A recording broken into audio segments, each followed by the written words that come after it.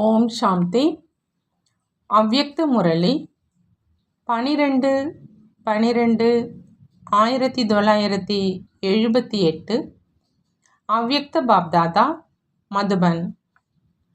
பரோபகாரியாக ஆவது எப்போது?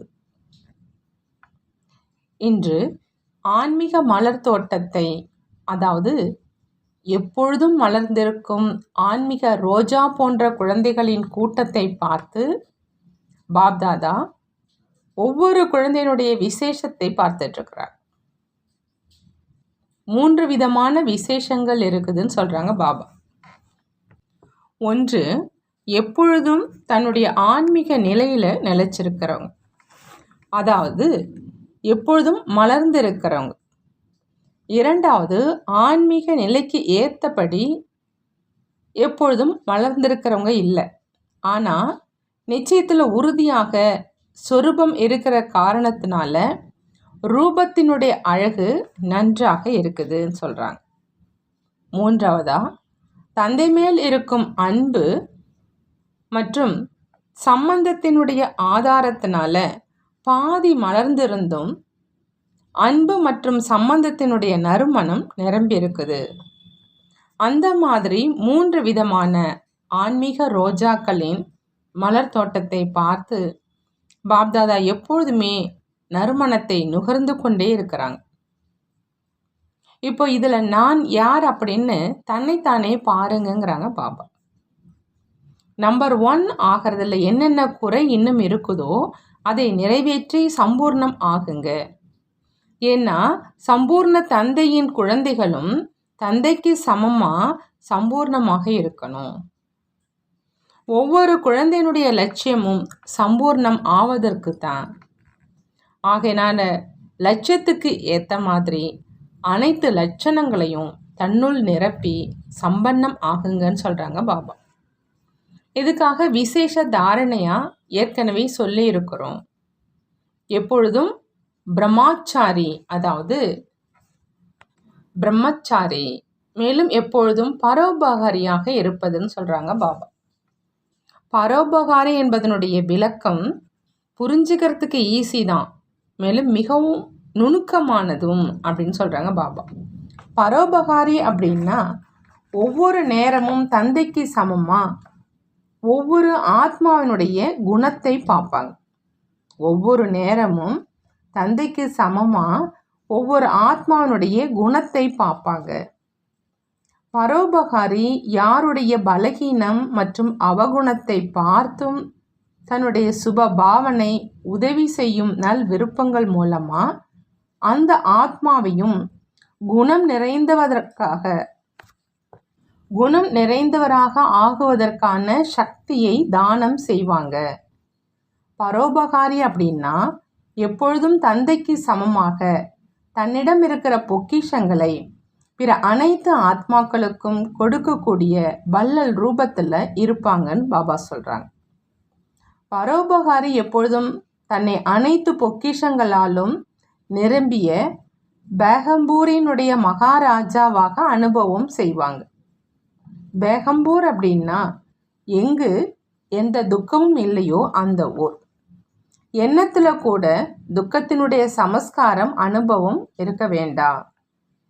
அடுத்து பரோபகாரினா பாபா சொல்கிறாங்க, எப்பொழுதும் விசேஷ ரூபத்தில் தன்னுடைய மனசக்தி, அதாவது எண்ணத்தினுடைய சக்தி மூலமாக, வார்த்தைகளினுடைய சக்தி மூலமாக, தன்னுடைய தொடர்பின் பிரபாவத்தின் மூலமாக, சம்பந்தத்தினுடைய அன்பு மூலமாக, குஷியின் குறைவில்லா பொக்கிஷம் மூலமாக இடைவிடாது தானம் செஞ்சுக்கிட்டே இருப்பாங்க. எந்த ஒரு ஆத்மா தொடர்பில் வந்தாலும் குஷியினுடைய பொக்கிஷத்தால் நிரம்பியவராகி செல்வாங்க. அந்த மாதிரி இடைவிடாத வள்ளலாக இருப்பாங்க.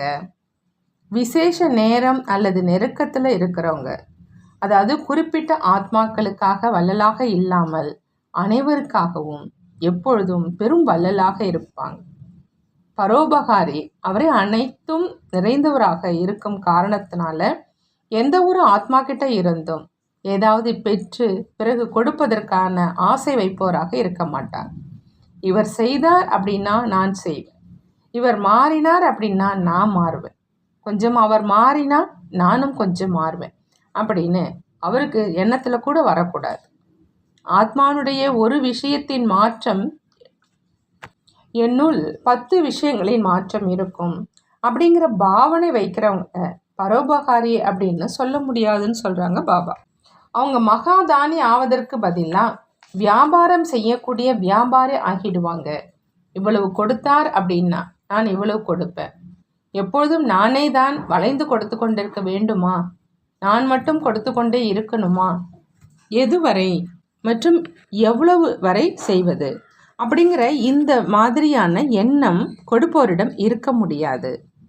எப்போ மற்ற ஆத்மா ஏதாவது பலகீனத்தின் வசமாகி இருக்குது, மாற்றத்தின் வசமாகி இருக்குது, சமஸ்காரத்தின் வசமாகி இருக்குது, சுபாவத்தின் வசமாகி இருக்குது, இயற்கையின் சாதனங்களின் வசமாகி இருக்குது அப்படின்னா அந்த மாதிரி மற்றவைகளின் வசமான ஆத்மா, அதாவது அந்த நேரத்தில் யாசிக்கும் ஆத்மா. யாசிப்பவர் அப்படின்னா சக்தி இல்லாதவர், சக்திகளின் பொக்கிஷங்களினால் காலியானவர். மகாதானி யாசிப்பவரிடமிருந்து ஒரு பைசா பெறுவதற்கான இச்சை வைக்க முடியாது. இவர் மாறினால் அல்லது இதை செய்தால் அல்லது இந்த கொஞ்சம் உதவியை செய்தார், அடி முன்னுக்கு எடுத்து வைத்தார் என்று அந்த மாதிரியான எண்ணம் அல்லது அந்த மாதிரியான சகயோகத்தின் பாவனையை சக்தி இல்லாத மற்றவைகளின் வசமான யாசிக்கும் ஆத்மா கிட்ட இருந்து என்ன வைக்க முடியும் அப்படின்னு பாபா கேட்குறாங்க. ஏதாவது ஒன்றை அடைந்து கொஞ்சம் கொடுப்பவரை பரோபகாரி அப்படின்னு சொல்ல முடியாது. அடுத்து பாபா பரோபகாரினா என்ன சொல்கிறாங்க அப்படின்னா, யாசிப்பவரை அனைத்தும் நிறைந்தவராக ஆக்குபவர். யாசிப்பவரை அனைத்தும் நிறைந்தவராக ஆக்குபவர் தான் பரோபகாரின்னு சொல்கிறாங்க. அபகாரிகள் மேலும் உபகாரம் செய்பவர், திட்டுபவரை அரவணைத்து கொள்பவர், தன்னுடைய பரோபகாரத்தின் சுப பாவனை, அன்பு, சக்தி, இனிமையான வார்த்தைகள், ஊக்கம், உற்சாகம் நிறைந்த சகயோகத்தின் மூலம் மனம் உடைந்து போனவங்களுக்கு சக்தி நிறைந்தவராக ஆக்கிவிடுவதின், அதாவது யாசிப்பவரை மகாராஜாக ஆக்கிவிடுவது. அடுத்து பாபா சொல்கிறாங்க, பரோபகாரி திரிகால தரிசியாக இருக்கிற காரணத்தினால தான் ஆத்மாவின் சம்பூர்ண சகயோகத்தை எதிரில் வைத்துக்கிட்டே ஒவ்வொரு ஆத்மாவினுடைய பலகீனத்தை தெரிஞ்சுக்கிட்டே அந்த பலகீனத்தை தன்னுள் தாரணை செய்ய மாட்டாங்க, வர்ணனை செய்ய மாட்டாங்க. ஆனால் மற்ற ஆத்மாக்களின் பலகீனத்தின் முல்லை நன்மை பயக்கும் சொரூபம் மூலம் அழிச்சிடுவாங்க. முட்களுக்கு பதிலாக முட்களையும் மலராக்கிடுவாங்க. அந்த மாதிரி பரோபகாரி எப்பொழுதும் திருப்தி மணிக்கு சமமாக தானும் திருப்தியாக இருப்பாங்க, மேலும் மற்றவர்களையும் திருப்திப்படுத்துபவராக இருப்பாங்க. நம்பிக்கை இழந்தவருக்கு நம்பிக்கையை உருவாக்கிடுவாங்க. இதுதான் அதிசயம்னு சொல்கிறாங்க பாபா. அடுத்து பாபா சொல்கிறாங்க, யாரை பற்றி அனைவரும் நம்பிக்கை இழந்த நிலையை காண்பிச்சாங்களோ அந்த மாதிரி நபர் மற்றும் அந்த மாதிரி சூழ்நிலையை நிரந்தரமாக அவருடைய நம்பிக்கையின் தீபத்தை எழுப்பி விடுவாங்க. எப்போ உங்களுடைய ஜட விக்கிரகங்கள் இன்று வரை அநேக ஆத்மாக்களின் அற்ப காலத்தின் மன விருப்பங்களை நிறைவேற்றி கொண்டிருக்குது அப்படின்னா, சைத்தன்ய ரூபத்தில் ஒருவேளை யாராவது உங்களுடைய சகயோகி சகோதர மற்றும் சகோதரி பரிவாரத்தினுடைய ஆத்மாக்கள் அறியாமையில் மற்றும் பிடிவாதத்தினால அற்ப காலத்தின் ஒன்றை சதா காலத்தின் பிராப்தி அப்படின்னு புரிஞ்சு அற்ப காலத்தினுடைய பெயர், புகழ், மரியாதை அல்லது அற்ப காலத்து பிராப்திகள் மீது இச்சை வைக்கிறாங்க அப்படின்னா, மற்றவங்களுக்கு மரியாதை கொடுத்து சுயம்தான் பணிவானவர் ஆவது அப்படிங்கிற இதுதான் பரோபகாரம் அப்படின்னு பாபா சொல்கிறாங்க. இந்த கொடுப்பது தான் நிரந்தரமாக பெறுவது. எப்படி ஒன்றும் அறியாத குழந்தை ஏதாவது நஷ்டத்தை விளைவிக்கும் பொருளையும் பொம்மை அப்படின்னு புரிஞ்சுக்குது அப்படின்னா, அவருக்கு வேறு ஏதாவது கொடுத்து அந்த பொருளை அவரிடமிருந்து பிடுங்க வேண்டியதாக இருக்குது. பிடிவாதத்தினால நிரந்தரமான நஷ்டம் ஏற்பட்டுடுது. அந்த மாதிரி அறியாத ஆத்மாக்களும் அந்த நேரத்து அற்பகால பிராப்தியை, அதாவது நிரந்தரமான நஷ்டம் ஏற்படுத்தும் விஷயங்களை தனது நன்மைக்கான சாதனம் அப்படின்னு நினைக்குது.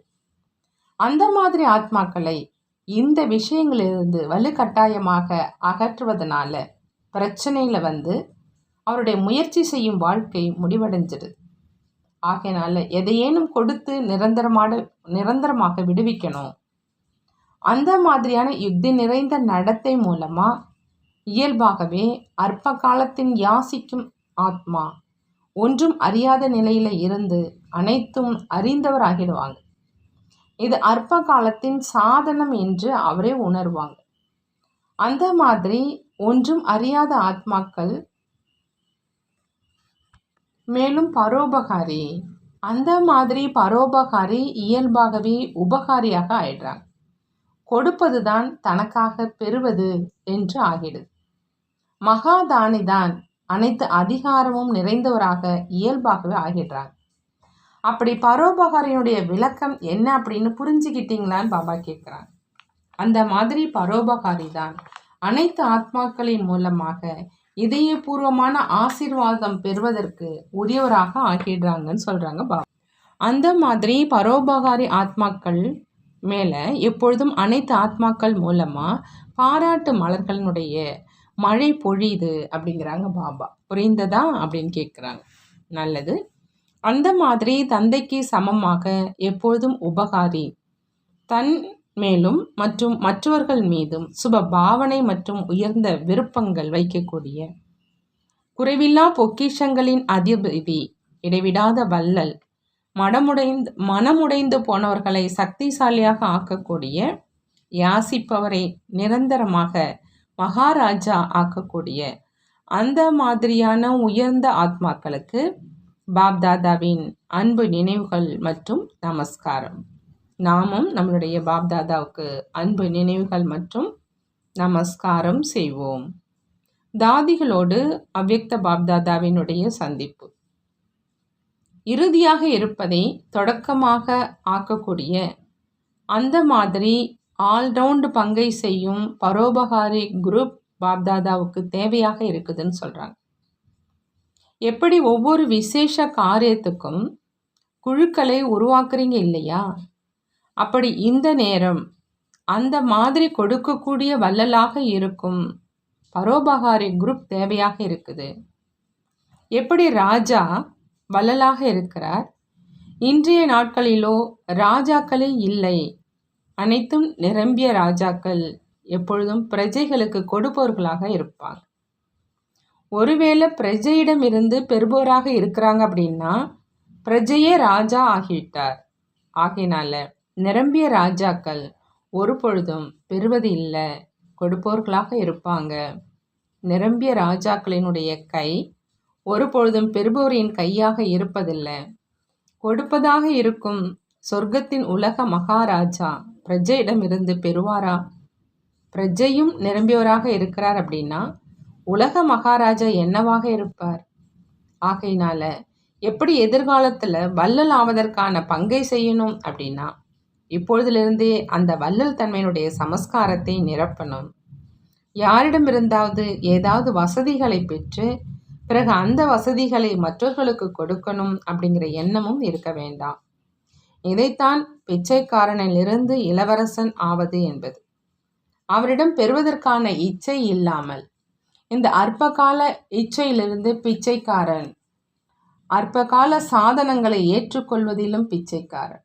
அந்த மாதிரி பிச்சைக்காரன் தான் நிரம்பியவராக இருப்பாங்க. ஒரு பக்கம் பிச்சைக்காரன், இன்னொரு பக்கம் நிரம்பியவர். இப்பொழுது பிச்சைக்காரனிலிருந்து இளவரசனுடைய பங்கை நடைமுறையில் செய்யக்கூடிய ஆத்மாக்களை மேலும் எப்பொழுதும் தியாகி மற்றும் எப்பொழுதும் உயர்ந்த பாக்கியசாலி என்று கூறுவது. தியாகத்தின் மூலம் நிரந்தரமான பாக்கியம் இயல்பாகவே உருவாயிடுது. தியாகம் செய்தவுடன் அதிர்ஷ்டத்தினுடைய ரேகை உருவானது. அப்படி இப்போ அந்த மாதிரி யார் தன் பொருட்டு ஆசை அப்படின்னா என்னன்னு தெரியாதவங்க, இடைவிடாத வள்ளலாக இருக்கும் பரோபகாரி குணம் வேணும்.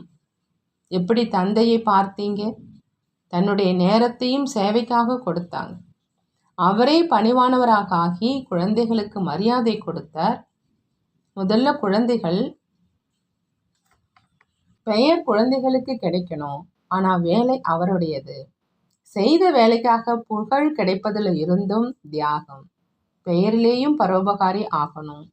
தன்னுடைய தியாகம் செய்து மற்றவங்களுக்கு பெயர் கிடைக்க செய்தார். தன்னை எப்பொழுதும் சேவாதாரியாக வைத்தார். இதுதான் பரோபகாரம் அப்படின்னு பாபா சொல்றார்.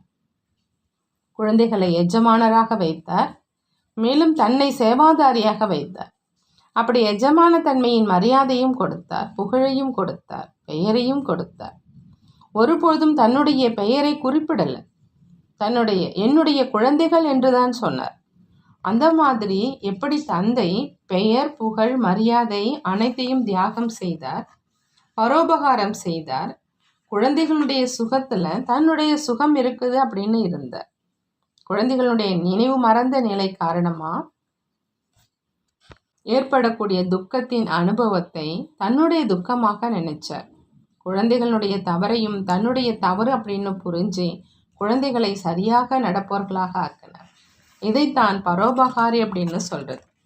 தற்சமயம் மற்றவர்களுடைய பலகீனங்களை அழித்து சக்தி கொடுக்கக்கூடிய அந்த மாதிரி குழு தேவையாக இருக்குது. அப்படி அனைவரும் ஆகிவிட்டார்கள் அப்படின்னா என்னவாகிவிடும்? உங்கள் அனைவருடைய நேரம் மிச்சமாக ஆயிடும். பிறகு புகார்கள், வழக்குகள் முடிஞ்சிடும். மேலும் எப்பொழுதும் ஆன்மீக அன்பு சந்திப்பு இருக்கும். உலக நன்மை காரியத்தில் அதிவேகம் வந்துடும். இப்பொழுதோ எவ்வளவு திட்டங்கள் உருவாக்க வேண்டியதாக இருக்குது. சில திட்டங்கள், அதாவது வெடிமருந்து அதன் காரியத்தை செய்யாமலேயே அழிந்துவிடும். எப்படி வெடிமருந்து சில நேரம் வெடிப்பது கிடையாது, அங்கேயே அழிஞ்சிடும்.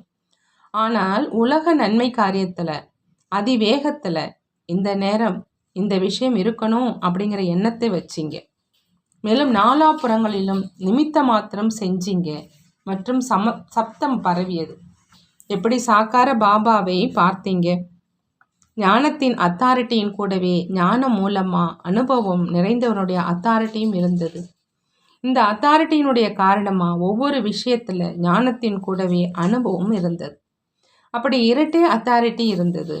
அதே மாதிரி ஒவ்வொரு குழந்தையும் இரட்டை அத்தாரிட்டியோடு வார்த்தைகளை கூர்னீங்க அப்படின்னா அனுபவத்தினுடைய அம்பு, ஞானத்தின் அத்தாரிட்டியினுடைய அம்பு ஒரு நொடியில பாதிப்பை ஏற்படுத்தும்.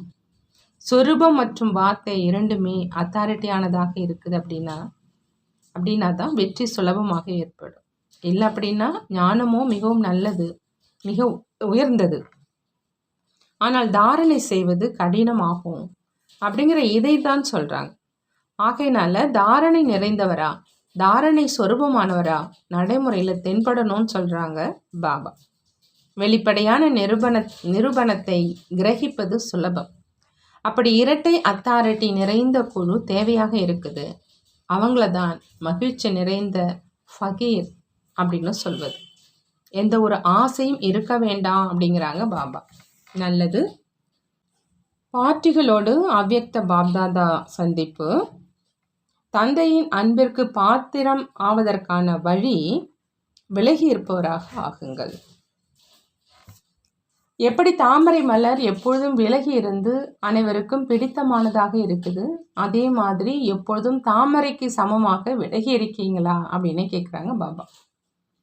இல்லறத்தில் இருந்துக்கிட்டே, உலகத்தின் சூழ்நிலையில இருந்து விலகி இருப்பவர். யார் விலகி இருப்பவராக இருக்கிறாரோ அவர்தான் தந்தையின் அன்புக்கு பாத்திரமானவராகிறார். எவ்வளோ விலகி இருப்பவரோ அவ்வளோ அன்புக்குரியவர். விலகி இருப்பதனுடைய ஆதாரத்தினால வரிசை எண் உருவாகுது.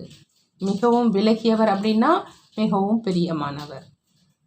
இரண்டாவதா பாபா சொல்றாங்க, தன்னுடைய பூஜைக்குரிய சொரூப நினைவின் மூலமா இயல்பான சேவை. எப்பொழுதும் தன்னுடைய சென்ற கல்பத்தின் நினைவு சின்னத்தை பார்த்து மற்றும் கேட்டு இது என்னுடைய மகிமைத்தான் ஆகி கொண்டிருக்குது அப்படிங்கிற அந்த போதை இருக்குதா? எந்த ஒரு நினைவு சின்னத்தின் ஸ்தானத்தில் செல்லும்போது இது என்னுடைய நினைவு சின்னம்தான் அப்படிங்கிற போதை இருக்குதா? யார் சைத்தன்யத்தில் இருந்து கொண்டு தன்னுடைய ஜட நினைவு சின்னத்தை பார்க்கிறார் அப்படிங்கிற இதுதான் அதிசயமான விஷயம். ஒரு பக்கம் ஜட விக்கிரகங்கள், இன்னொரு பக்கம் நாம் குப்தமாக சைத்தன்யத்தில் இருக்கிறோம். எத்தனை பக்தர்கள் என்னை அழைச்சிட்டு இருக்கிறாங்க, பூஜைக்குரியவங்க அப்படின்னு நினைக்கிறதுனால பக்தர்கள் மேல் இரக்கம் வரும். பக்தர்கள் யாசிப்பவர்கள், மேலும் நீங்கள் நிரம்பியவர்கள். அப்படி பக்தர்களை பார்த்து இரக்கம் வருதா அப்படின்னு பாபா கேட்குறாங்க. பக்தர்களுக்கு பக்தியின் பலனை கொடுப்பதற்கு பொறுப்பாளர் ஆகணும் அப்படிங்கிற அந்த ஆசை உருவாகுதா? சேவைக்கான ஊக்கம் உற்சாகம் எப்பொழுதும் இருக்குதா? சேவை மூலமா அநேகர்களுக்கு நன்மையும் ஏற்படுது, மேலும் எதிர்காலத்துக்காக சேமிப்பும் ஆகுது. ஒவ்வொரு ஆத்மாவுக்கும் அவசியம் வழங்கி திருப்தி செய்யணும். யாரையும் வெறும் கையோடு அனுப்பக்கூடாது. தன்னுடைய பூஜ்ய சொரூபத்தை நினைவில் வச்சிங்க அப்படின்னா விரும்பாவிட்டாலும் கூட எப்பொழுதுமே சேவையிலேயே ஈடுபட்டு இருப்பீங்கன்னு சொல்கிறாங்க பாபா. மூன்றாவதா ராயல் குழந்தைகள், அதாவது செல்ல குழந்தைகளினுடைய அடையாளமாக பாபா சொல்கிறாங்க, தேக உணர்வு அப்படிங்கிற மண்ணிலிருந்து தூரமாக இருக்கிறவங்க. யார் பல கோடி மடங்கு பாக்கியம் நிறைந்த ஆத்மாக்களோ அவங்க எப்பொழுதும் குஷினுடைய ஊஞ்சல்லாம் ஆடுவாங்க. அவங்களோட புத்திங்கிற கால்கள் கீழே வர்றது கிடையாது. யார் செல்லமான காணாமல் கண்டெடுக்கப்பட்ட குழந்தைகளாக இருக்கிறாங்களோ அவங்க எப்பொழுதும் மடியில் இருப்பாங்க. கீழே கால்களை வைக்கிறது கிடையாது, கம்பளி விரிப்பின் மேல் வைப்பாங்க. பல கோடி மடங்கு பாக்கியம் நிறைந்த காணாமல் கண்டெடுக்கப்பட்ட குழந்தைகள், உங்களுடைய புத்திங்கிற கால் எப்பொழுதும் தேக உணர்வு அல்லது தேகத்தின் உலகத்தின் நினைவிலிருந்து மேலே இருக்கணும்.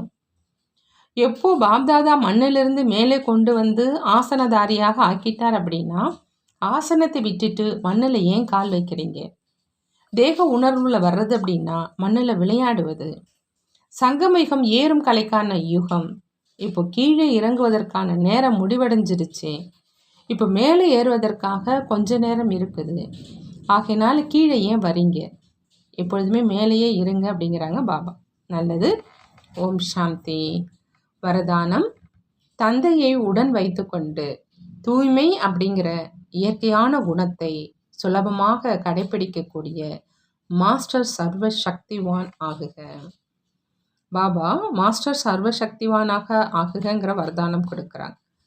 அப்படி மாஸ்டர் சர்வ சக்திவானாக ஆகணும் அப்படின்னா அதுக்கு பாபா சொல்கிறாங்க, தந்தையை உடன் வச்சுக்கிட்டு நீங்கள் தூய்மைங்கிற இயற்கையான குணத்தை சுலபமாக கடைபிடிங்க. அப்போ மாஸ்டர் சர்வ சக்திவானாக ஆகலான்னு சொல்கிறாங்க. பாபா சொல்கிறாங்க, உங்களுடைய இயற்கையான குணம் தூய்மை தான். தூய்மையின்மை அப்படிங்கிறது மாற்றானுடைய குணம். எப்போ இயற்கையான குணத்தின் நிச்சயம் ஏற்பட்டுடுச்சு அப்படின்னா மாற்றான் குணம் உங்களை அசைக்க முடியாது.